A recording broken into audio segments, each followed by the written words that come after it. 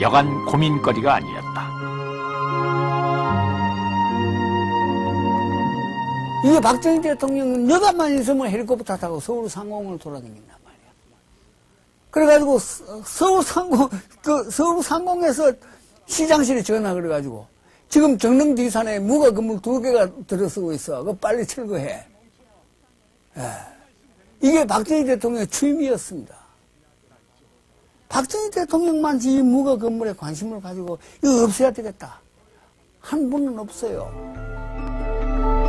서울시는 판자촌과 도시 빈민 문제를 해결한다는 명목하에 판자촌 주민들에 대한 강제 이주 계획을 세웠다.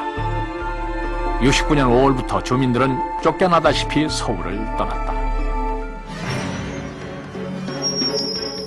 그들이 도착한 한 곳이 바로 광주였다. 서울시는 허허벌판이었던 이곳에 공장을 유치하고 쾌적한 주거 환경을 마련하겠다고 약속했다.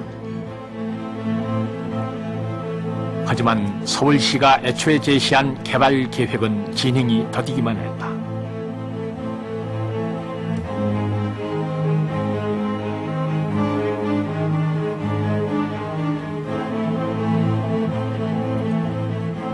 철거민들은 정부의 약속을 믿으며 천막을 치고 겨울을 보내고 여름을 맞았다.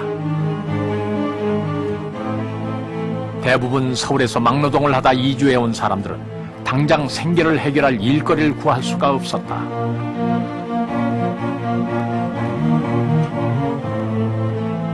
노동을 할 수가 없잖아, 여기서는.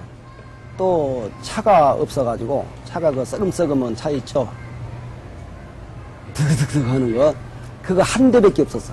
그래가지고 왔다 갔다 하기 때문에 그것이 1시간인가 2시간 만에 한 번씩 있었거든요. 그렇기 때문에 도저히 서울 가서 벌어먹을 길이 없었어요. 생존 자체가 위협당하는 속에서 흉흉한 소문도 돌았다.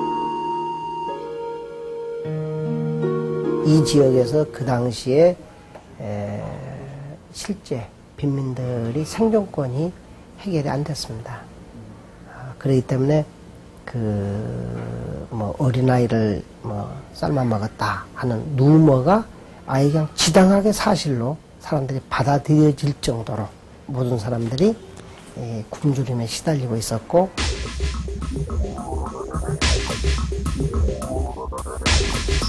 거기다가 투기바람까지 불었다.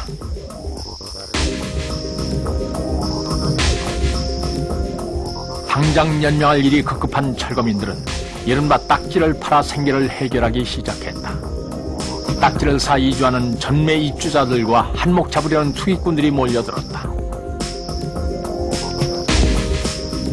광주의 땅값이 종로에 버금간다는 소문도 돌았다. 서울시는 전매 입주자들에게 토지 불화 가격을 올리고 가옥 취득세를 부과했다.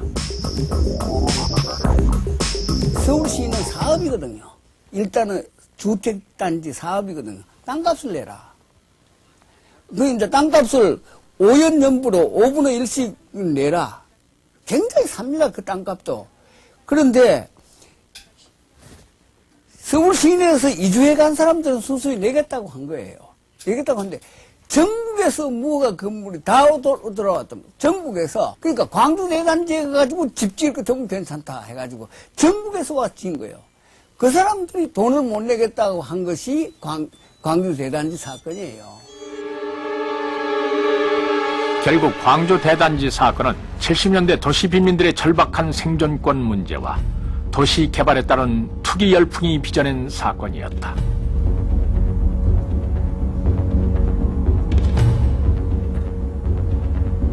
박 대통령의 지시대로 관련자들은 엄한 처벌을 받았다.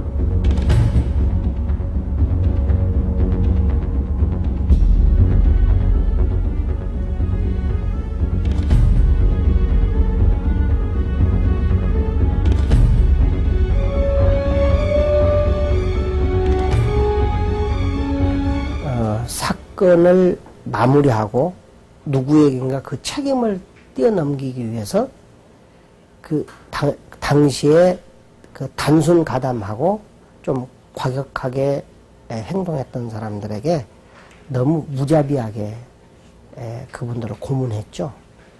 그리고 고문하고 그분들을 소위 북쪽에서 그 지시한 그런 이 혐의로 몰아가려고 노력을 했지만 그건 안 된 걸로 알고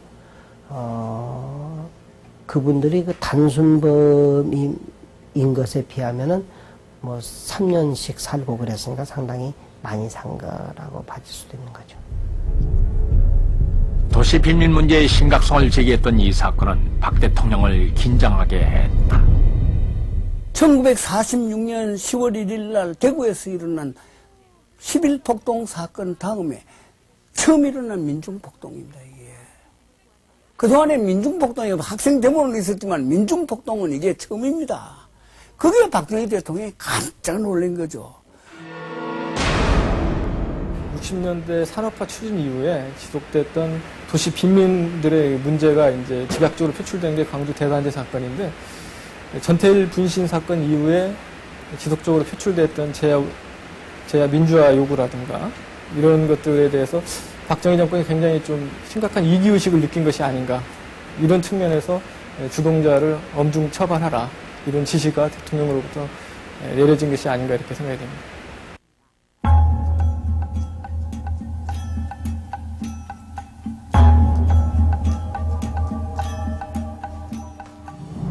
자, 우리는 이 대통령의 메모가 정책 결정이나 결과에 반영된 것을 확인을 했습니다. 자, 이렇게 이곳의 문서에는 당시 국정 운영에 관여했던 이 최고 정책 결정자들의 고민과 선택의 흔적이 남아 있습니다. 이것은 이 대한민국의 운명과 역사에 관한 명확한 기록이기도 합니다. 그리고 이곳의 이 문서는 지나간 역사를 증명하는 데만 그치지 않습니다. 때론 오늘날 우리의 현실에 관여해서 새로운 힘을 발휘하기도 합니다. 이 문서고 속에 얌전히 보관되어 있는, 죽어있는 문서가 아니라 수십 년간이 지나도 그 힘을 발휘하는 생명력을 갖고 있습니다. 자, 최근에 한 사례를 보겠습니다.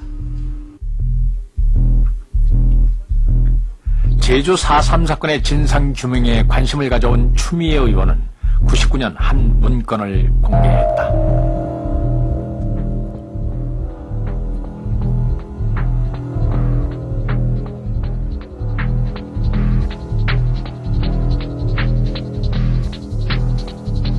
제주 4.3 사건 진상규명에 획기적인 전기를 마련한 이 문건은 제주지방검찰청에서 작성한 수형인 명부,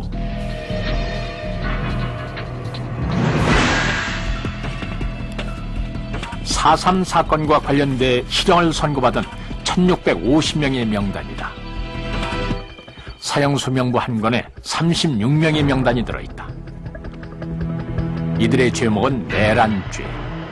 본인들은 무죄를 주장했음에도 불구하고 한 달 안에 처형됐다. 심지어 하루 동안 132명이 처형되기도 했다. 사형수들의 대부분은 20대 젊은이들로 18, 19의 소년도 있었다.